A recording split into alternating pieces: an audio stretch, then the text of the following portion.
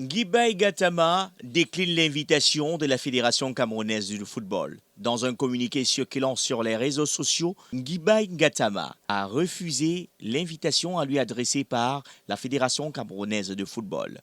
En effet, ce dernier n'approuve pas la présidence de Samuel Eto'o à la tête de la Fédération camerounaise de football. Selon le directeur de publication du journal L'Œil du Sahel, le président de la FECAFOOT, condamné par la justice espagnole le 20 juin dernier pour fraude fiscale, ne devrait plus présider aux destinées de l'instance festière du football camerounais. Dans sa missive, l'on peut lire: pour rappel, M. Samuel Eto'o Fils, signataire de la convention du comité exécutif du 26 août 2022, n'est plus président de la FECAFOOT depuis sa condamnation le 20 juin 2022 à 22 mois de prison ferme pour fraude fiscale en Espagne, en vertu des dispositions combinées des articles 36 et 47 des statuts de la FECAFOOT. C'est lui qui avait soutenu la candidature du président, le docteur Samuel Eto'o Fils, pendant les élections à la FECAFOOT. Il est inadmissible d'assister à une section du comité exécutif convoquée par une personne n'étant plus qualifiée.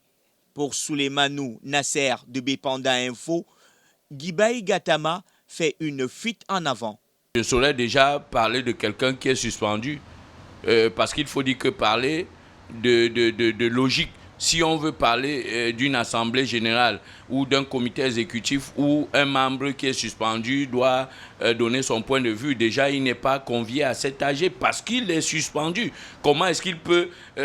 moi j'appelle ça une fuite en avant de M. Gatama, parce qu'en réalité, comment est-ce que vous expliquez que quelqu'un qui a forcément participé aux élections aux côtés de Samuel Eto'o Fils, qui a soutenu Samuel Eto'o Fils, qui tout d'un coup, parce qu'il,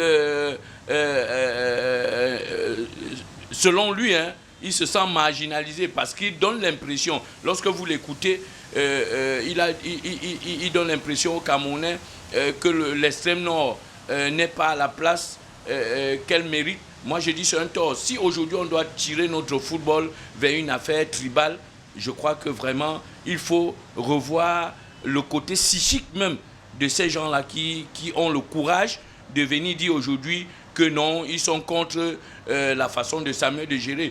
Il a voté pour Samuel. Il faut rappeler que le responsable du mouvement 10 millions de nordistes avait été suspendu pour une durée de 3 mois à titre provisoire le 16 février dernier par le secrétaire général à la Fédération camerounaise de football, Benjamin Didier Banlock.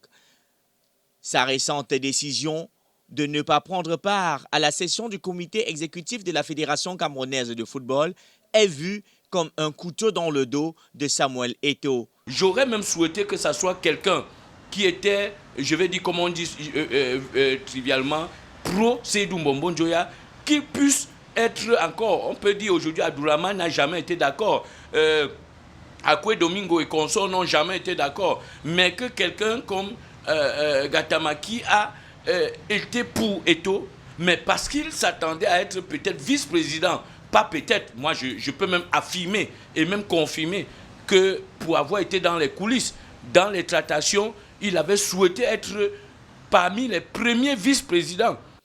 Notons que la Fédération camerounaise de football sera réunie du 26 au 27 août à Douala, à l'hôtel Best Western, avec son président Samuel Eto'o Fils, qui a été conforté à sa position par le tribunal arbitral du football